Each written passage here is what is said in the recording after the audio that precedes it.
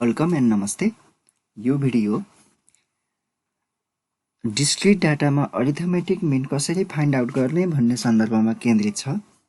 त्यसको लागि सर्वप्रथम म भ्यू मेनुमा जान्छु र स्प्रेडसिट भन्नेमा क्लिक गर्छु। अब यहाँ एउटा अल्जेब्रा भ्यू, अर्को ग्राफिक्स भ्यू र स्प्रेडसिट भन्ने अर्को भ्यू देखिनेछ। अब डेटाको लागि हामीलाई के राख्ने हो त्यो टाइप गर्नुपर्ने हुन्छ। त्यो चाहिँ हामीले इनपुट बक्समा गएर टाइप गर्छौं। जस्तै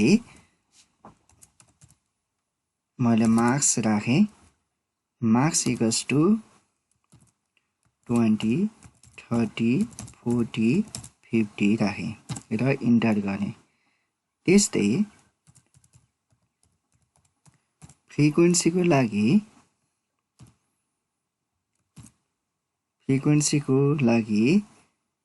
10, 8, 12, 15 and 5 राखे र इन्टर गरेँ। अब हामीले यो अल्जेब्रा भ्यूमा मार्क्स र फ्रिक्वेन्सी टाइप गरिसकेपछि अब हामी स्प्रेडसिटमा काम गर्नुपर्ने हुन्छ। अब यहाँ फ्रिक्वेन्सी टेबल बनाऊ। अब फ्रिक्वेन्सी टेबलको लागि हामीलाई मार्क्स चाहियो। मार्क्सलाई हामीले x ले डिनोट गर्छौं। त्यस्तै हामीलाई फ्रिक्वेन्सी चाहियो।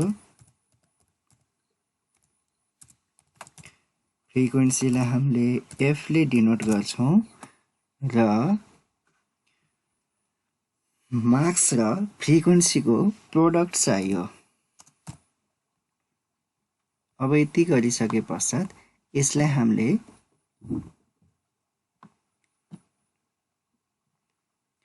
बढाउने घटाउने गर्न सक्छौं।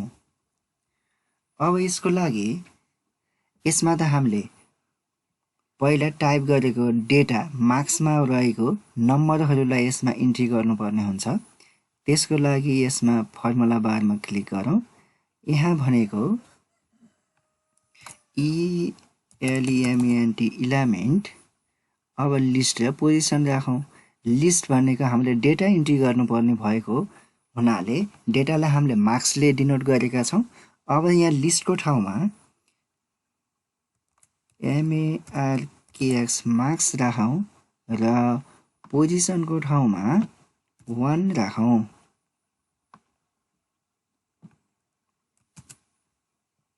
त्यसपछि इन्टर गरौँ। त्यस्तै सेम प्रोसेस फलो गरौँ। मैले चाहिँ यसमा कपी पेस्ट गरेँ।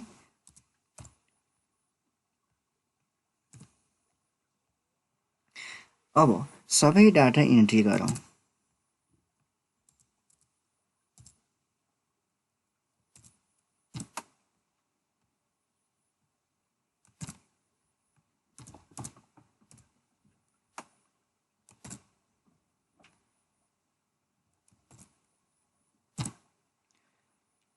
अब हाम्रो लास्ट भनेको कति छ भने 20, 30, 40, 50।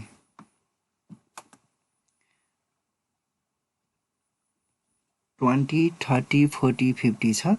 अब यसमा फ्रिक्वेन्सीमा 5 वटा छ भने मार्क्समा जम्मा 4 वटा डेटा भएको कारणले गर्दा यो डेटालाई इरेज गरौँ, करेक्सन गरौँ यो डाटामा। अब यहाँ मैले 60 लाई थपेँ। त्यस्तै यसको लागि पनि 1, 2, 3, 4, 5 राखौँ। अब यहाँ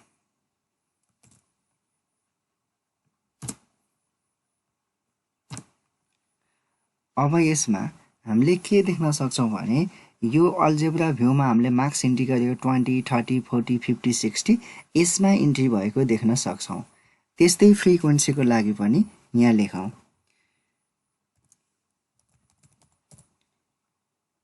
इलिमेन्ट लिस्ट पोजिसन हेरौँ। लिस्टमा हामीले FREQUENCY फ्रिक्वेन्सीले डिनोट गरेका छौँ अनि पोजिसनलाई चाहिँ 1 लेखौँ।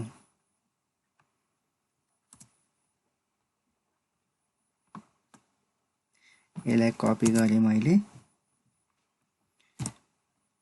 त्यस्तै यहाँ कन्ट्रोल V गरौँ, सबैलाई फ्रिक्वेन्सी इन्ट्री गरौँ।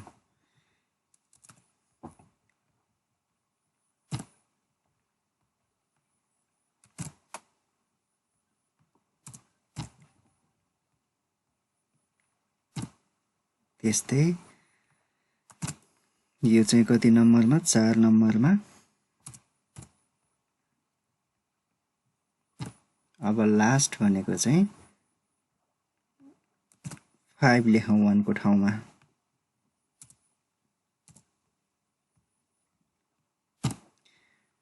अब हामीले मार्क्सलाई x ले, फ्रिक्वेन्सीलाई f ले र मार्क्सको र f को फ्रिक्वेन्सीको प्रोडक्टलाई चाहिँ हामीले त्यहाँ fx ले डिनोट गरेका छौँ। त्यस्तै यहाँ स्मल x क्यापिटल X भएको छ, त्यहाँ चाहिँ x मात्र भएकोले मैले स्मल x ले करेक्सन गरेँ।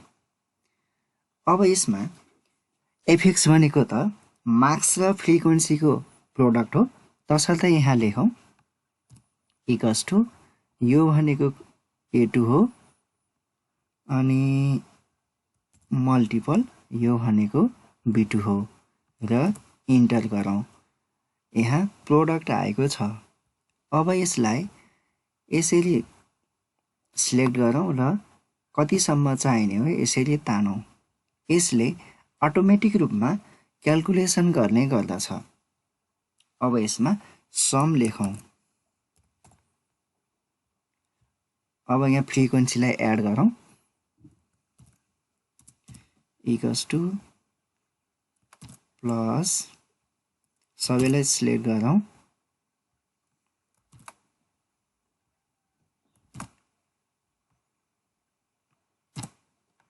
$50 आएको छ। त्यस्तै यहाँ पनि इक्वल्स टु सबैलाई प्लस गरौँ।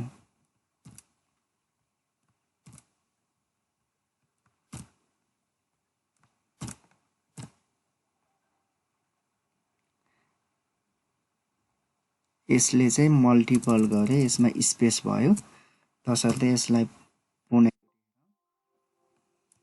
प्लस प्लस सिलेक्ट गरौँ सबैलाई।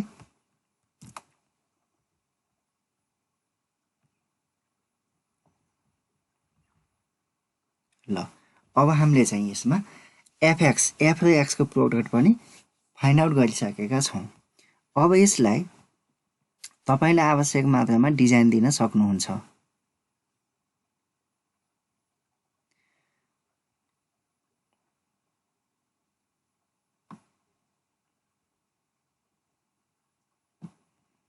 जस्तै कि अब यसलाई कलर दिउँ। अब कुन कलर मन पर्छ तपाईलाई त्यो कलर तपाईले दिन सक्नुहुन्छ। मैले यस्तो दिएँ। अब यसलाई हेरौँ फ्रिक्वेन्सीको पार्टमा। फ्रिक्वेन्सीलाई रेड दिएँ। अब फ्रिक्वेन्सी र डेटाको प्रोडक्टलाई हेरौँ।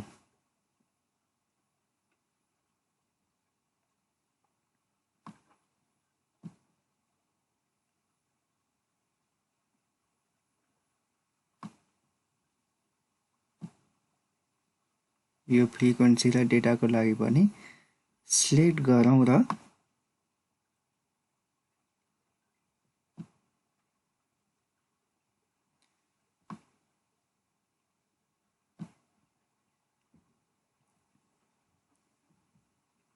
यसलाई पनि आवश्यक कलर दिउँ। अब टोटलको पार्टलाई नझुकिनको लागि पनि यसलाई पनि कुनै कलर दिउँ।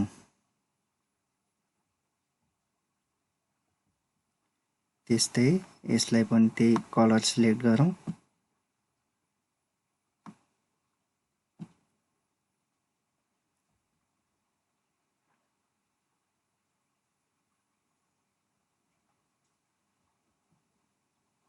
अक्षरलाई साइज गरौँ।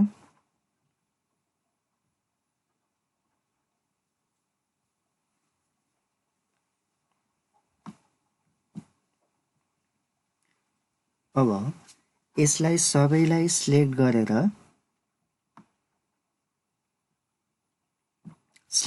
र राइट क्लिकबाट क्रिएटमा जाउँ। क्रिएटमा आएपछि टेबलमा क्लिक गरौँ। अब हामीलाई आवश्यक पर्ने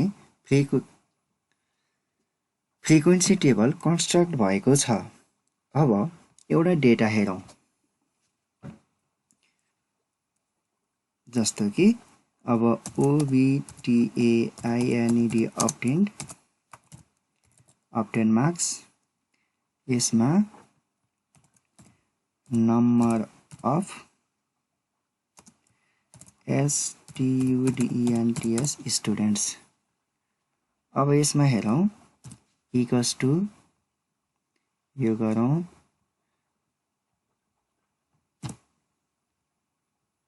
यसलाई इक्वल्स टु, अब यसमा पनि हेरौँ,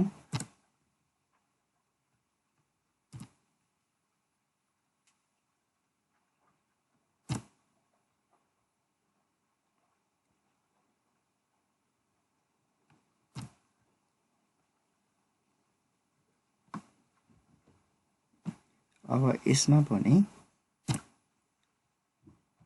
त्यही प्रक्रिया रिपिट गरौँ। अब फ्रिक्वेन्सीमा हेरौँ, नम्बर अफ स्टुडेन्टमा यो प्रक्रिया दोहोर्याउँ। यसमा पनि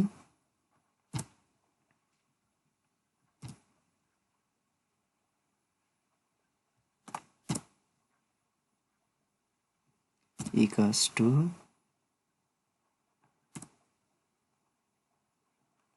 equals to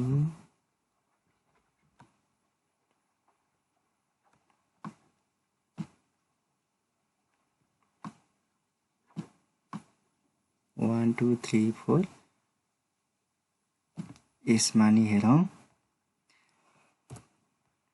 अब यसमा कति बाँकी छ, इक्वल्स टु 5 र यहाँ माथि चाहिँ कति बाँकी छ भन्दा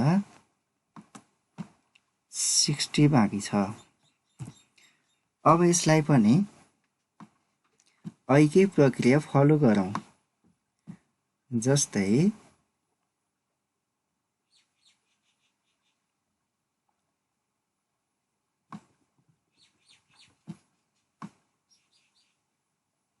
सिलेक्ट गरौँ यसरी र यसलाई पनि कलर दिउँ।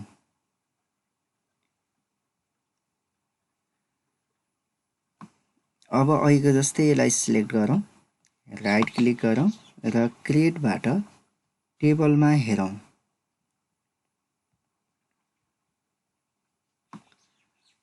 अब हामीले यहाँ फ्रिक्वेन्सी टेबल र आवश्यक क्वेसनको लागि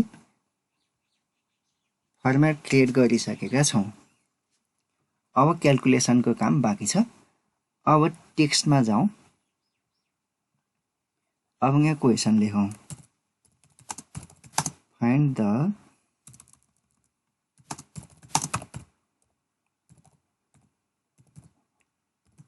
arithmetic mean from the given data।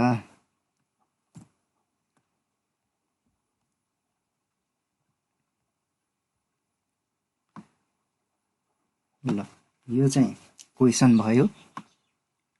यसलाई पनि थोरै साइज बढाउँ, बोल्ड गरौँ। त्यस्तै यो चाहिँ क्वेसन भयो। यो क्वेसनलाई यसमा लक गरिदिउँ।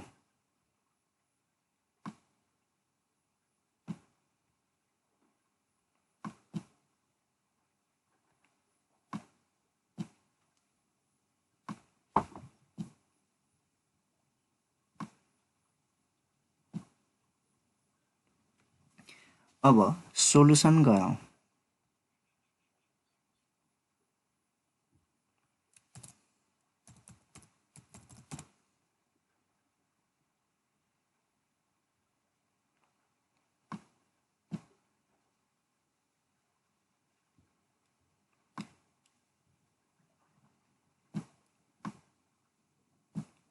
ल अब यस पश्चात हामीले फर्मुला लगाऊ।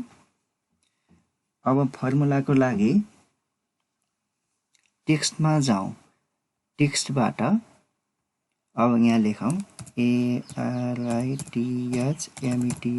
Arithmetic mean. अब यहाँ लेटेक्सबाट जाउँ।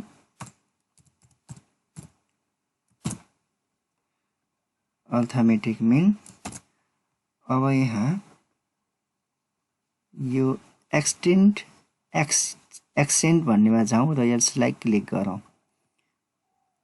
यसो गर्दा चाहिँ हामीले मिनको सिम्बल लेख्न सक्छौँ इक्वल्स टु।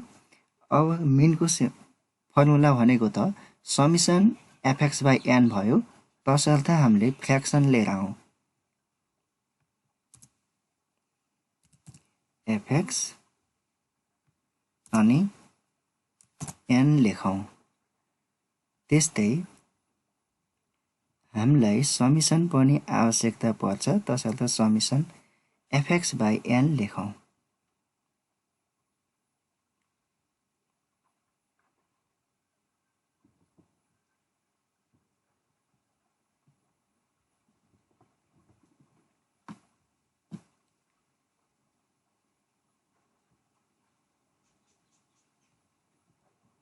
यहाँ चाहिँ फर्मुला हामीले arithmetic mean equals to summation fx/n लगाएका छौँ। अब भ्यालु सब्स्टिट्युट तर्फ लागौँ हामी। अब लेटेक्सबाट लेखौँ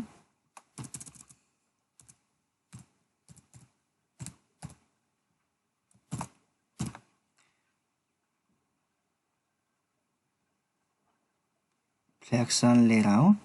समिसन fx भनेको हाम्रो भ्यालु कति छ भने स्प्रेडसिटबाट हेरौँ।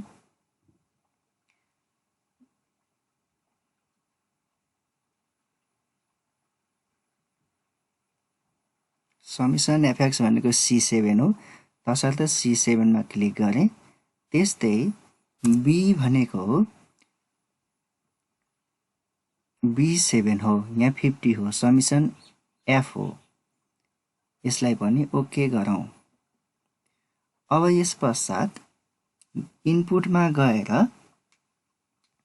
यो भनेको हाम्रो C7 हो। C7 डिभाइडेड बाई B7 गरेर इन्टर गरौँ। यसले कति आयो त भन्दा 197/5 आयो। इक्वल्स टु अब्जेक्टमा जाउँ। भनेको ए छ त्यसको नाम।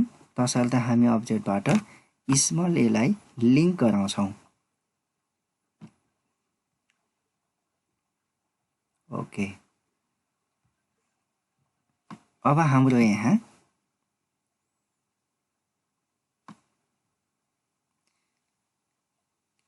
हिसाब क्याल्कुलेसन भइसकेको छ।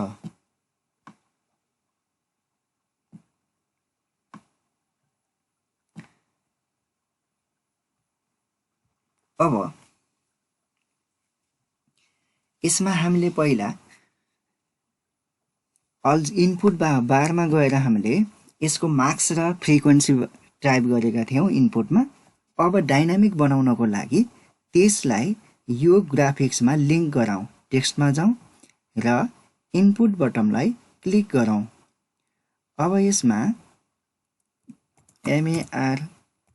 मार्क्स लेखौँ र यसलाई लिङ्क गराउँ मार्क्सले र ओके गरौँ।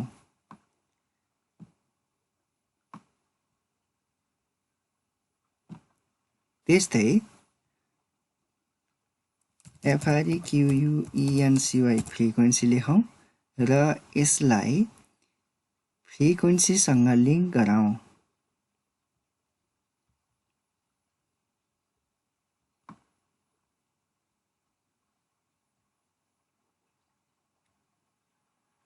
ल यस्तो आएको छ। अब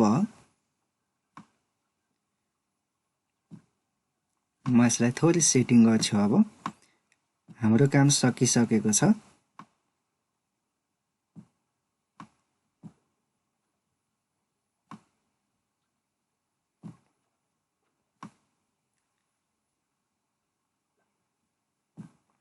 हाम्रो काम टोटल्ली सकिसकेको छ भन्दा पनि हुन्छ। अब मात्र सेटिङको काम बाँकी छ।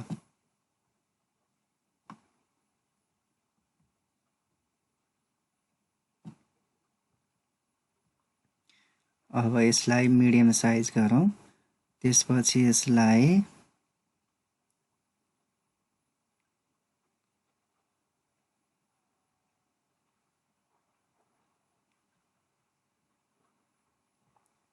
एउटा कलर दिउँ।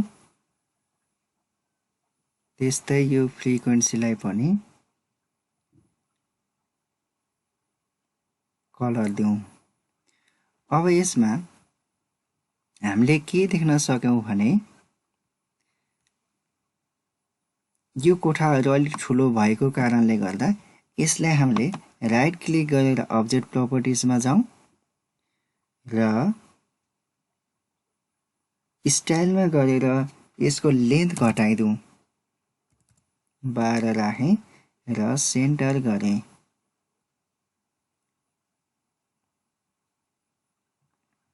त्यस्तै मार्क्सको पनि अब्जेक्ट प्रपर्टिजमा जाउँ राइट क्लिकबाट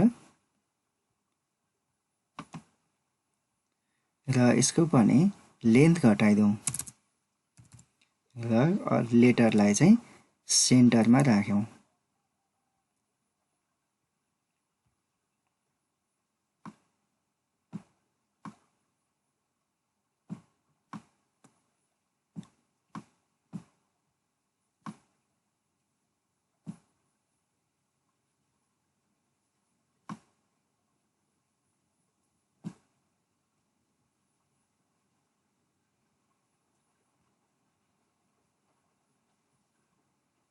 ल अब हाम्रो सेटिङको काम सकिसकेको छ।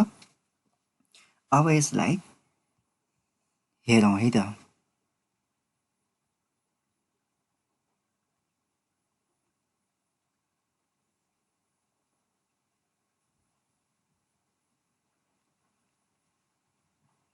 सोलुसन भयो। सोलुसन पछिको स्टेप फ्रिक्वेन्सी टेबल भयो। यस पश्चातको स्टेप भनेको हाम्रो म्याथमेटिक क्याल्कुलेसन रह्यो। अब यसमा एउटा टेक्स्ट लेखौँ।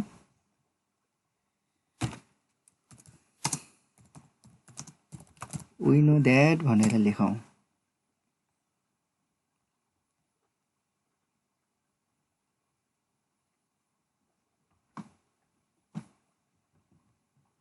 बोल्ड गरौँ। कलरमा चाहिँ यस्तो लेखौँ। यसलाई पनि सबैले कलर गरौँ।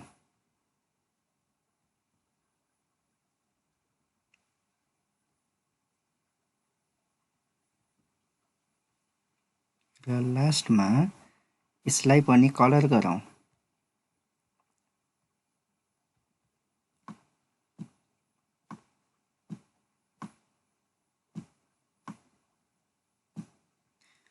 अब हामीले त डाइनामिक बनाउन खोजेको हो, तसर्थ डाइनामिक भयो कि भएन त अब चेक गरौँ है त।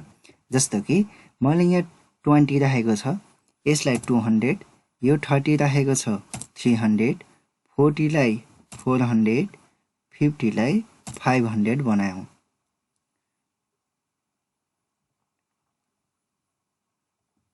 अब यहाँ डेटा चेन्ज भएको छ।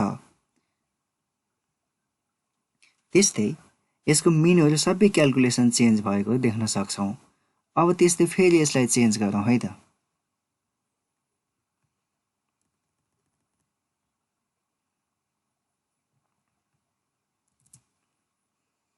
टेन 20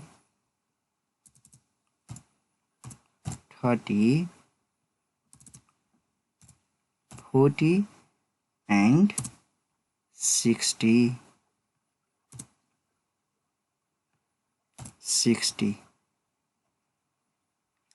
तपाईले फेरि के देख्न सक्नुभयो त भने यसले गरेको क्याल्कुलेसन अटोमेटिक चेन्ज भएको देख्न सक्नुभयो। यो डाइनामिक भएको छ। अब यसलाई अझै डाइनामिक बनाउनको लागि बटमहरु क्रिएट गरौँ है त। त्यसको लागि इनपुट बारमा G = 0 लेखौं। W = 0 लेखे नि हुन्छ। जुन कुनै अल्फाबेट = 0 लेख्नु भए पनि हुन्छ। अब म यो सोलुसनमा जान्छु र यसभन्दा अगाडि बटममा जाउँ। बटम क्रिएट गर्छु। बटममा चाहिँ यसमा रिसेट लेख्छु। त्यसपश्चात जियोजेब्रा स्क्रिप्टमा चाहिँ g=0 लेख्छु र ओके गर्छु। फेरि नेक्स्टमा जान्छु। नेक्स्ट भनेको चाहिँ g=g+1 गर्छु। किन भन्दा नेक्स्ट भनेको चाहिँ पछाडिको स्टेप आउने हो, त्यही भएर +1 गरेर एक स्टेप आउने बनाएको। फेरि अर्को बटम बनाउँछु previous प्रिभियस र यो बटमलाई g=g-1 लेख्छु।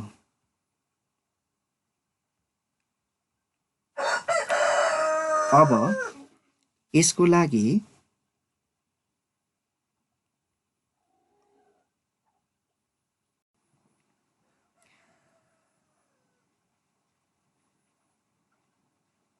यस पश्चात अब यो सोलुसनमा क्लिक गर्छु र अब्जेक्ट प्रोपर्टिजमा गएर कन्डिसन 2 सम्म जान्छु र यहाँ g=0 इन्टर। फेरि अर्कोलाई सेभ गरेँ g=1। फेरि म अर्कोलाई सिलेक्ट गर्छु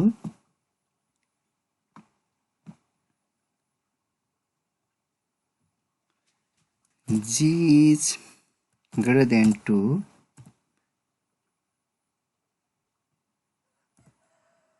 त्यस्तै म अर्कोलाई क्लिक गर्छु g=3। त्यस्तै म यसलाई क्लिक गर्छु g=4। त्यस्तै लास्टमा g=5।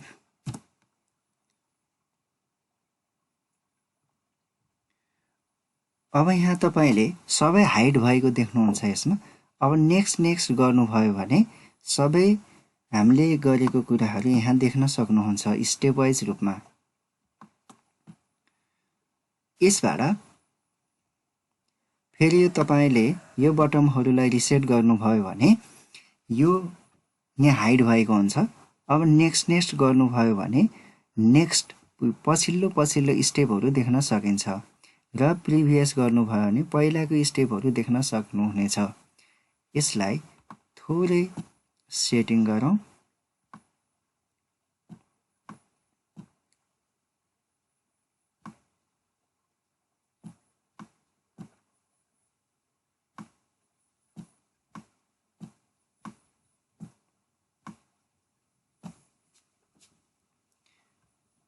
अब म यसलाई नेक्स्ट बटनमा क्लिक गर्छु। यसले यस्तो देखायो। प्रिभियसमा हेरौँ यस्तो देखायो। पुनः नेक्स्टमा क्लिक गरेर रिसेटमा गऱ्यो भने पहिलाको अब स्टेपमा पुर्याउने गर्दछ। अब यो हामीलाई स्प्रेडसिट अब चाहिँदैन। यसलाई हाइड गरिदिनु भए पनि हुन्छ। यसबाट पक्कै पनि तपाईहरूले डाइनामिक रूपमा यो डिस्क्रिट डाटाको अर्थमेटिक मिन जियोजेब्रा प्रयोग गरेर कसरी बनाउने भनेर केही आइडिया लिनुभयो होला र स्टुडेन्टहरूले अर्थमेटिक मिन डिस्क्रिट डाटाको कसरी फाइन्ड आउट गर्ने भनेर पक्कै पनि आइडिया सहित नलेज पाउनुभयो होला भन्ने अपेक्षा राख्दछु। यस भिडियोलाई लाइक कमेन्ट सेयर गरिदिनु हुन अनुरोध छ भने यस भिडियो अपलोड भएको च्यानललाई सब्स्क्राइब गरिदिनु हुन पनि हार्दिक अनुरोध गर्दछु। Thank you so much.